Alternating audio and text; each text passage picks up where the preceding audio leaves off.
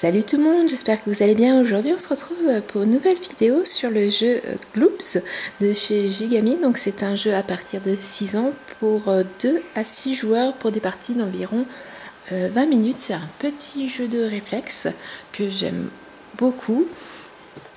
Alors je vous montre ça. Donc bien sûr on retrouve la règle, on retrouve des cartes de score. Donc en fait, suivant le nombre de joueurs qu'on est, on aura un certain nombre de points à marquer. Donc plus on est nombreux, moins c'est le score qu'on doit faire est élevé. Moins on est de joueurs, plus le score sera élevé. Ensuite, donc on retrouve en fait voilà des petits monstres. Donc on retrouve 3 monstres blancs. Voilà, j'ai un petit faible pour celui-ci, je l'aime beaucoup. On a le 3e petit monstre là. Et on a un monstre qui lui est multicolore. Et ensuite, on a des petits pots de peinture. Donc on a un jaune, un rouge et un bleu. Et alors vous allez me dire, mais qu'est-ce qu'on fait avec tout ça? Et bien tout simplement, on va avoir des cartes que je vais vous montrer. Ça se présente comme ça. On a des cartes avec où les monstres sont représentés en couleur. Et voilà, par exemple, donc quand on a ce monstre là qui apparaît sur la carte, on doit attraper ce monstre là. Par contre, lorsqu'on a des cartes comme ça, c'est simple. Avant de retourner la carte, nous allons choisir si on veut savoir attraper le monstre où il y en a le plus, oui, ou celui où il y a le moins. Donc, par exemple, là, sur cette carte, si j'attrape le plus, je dois attraper la couleur bleue et du coup, je dois attraper ce petit monstre-là à tentacules. Voilà. Par contre, si on avait choisi le moins, j'attrapais la couleur jaune et j'attrapais le petit monstre à la tête carrée. Donc la mise en place est très simple. Voilà, on met nos petits monstres au milieu, on insère nos petits pots de peinture, on met la carte au milieu et on retourne. Comme que je laisse un petit peu plus de place parce qu'il faut que je puisse retourner quand même la carte. Voilà. Et donc, je vais décider que je veux attraper ce qui a le plus sur la carte. Donc, je retourne la carte. Manque de peau pour moi. Là, le petit monstre multicolore est sorti. Alors, attendez, je vais zoomer sur la carte. Parce que je ne sais pas si vous le voyez bien. Voilà, vous voyez. Ce petit monstre là est sorti, donc le plus ou le moins s'annule et on doit se battre pour attraper ce petit monstre. Alors il y a une autre petite spécificité sur les cartes que je ne vous ai pas encore montré.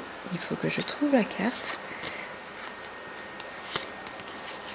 Voilà, en voilà une.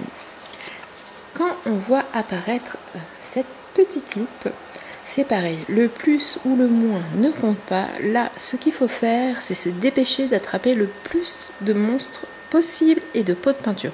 Donc là, hop, hop, je rafle tout.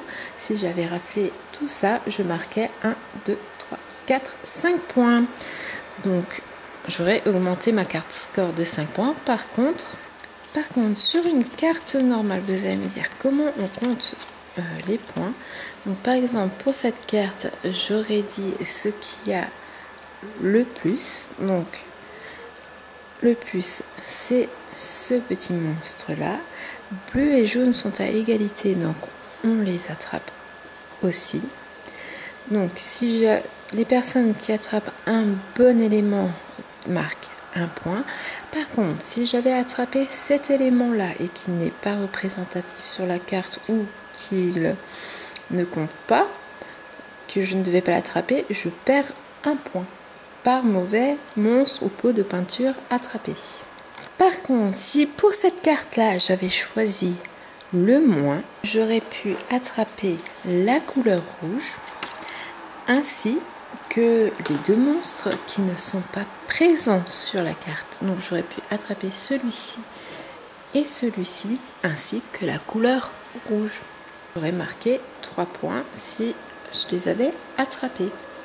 Alors, pour le nombre de points suivant les joueurs, vous l'avez bien sûr dans la règle à la page 6. Donc pour les deux, quand vous jouez à 2 ou 3 joueurs, il faut marquer jusqu'à 36 points. À partir de 4 et 5 joueurs, plus que 24 points. Et à 6 joueurs, 18 points chacun. Enfin, le premier qui arrive à 18 a gagné la partie.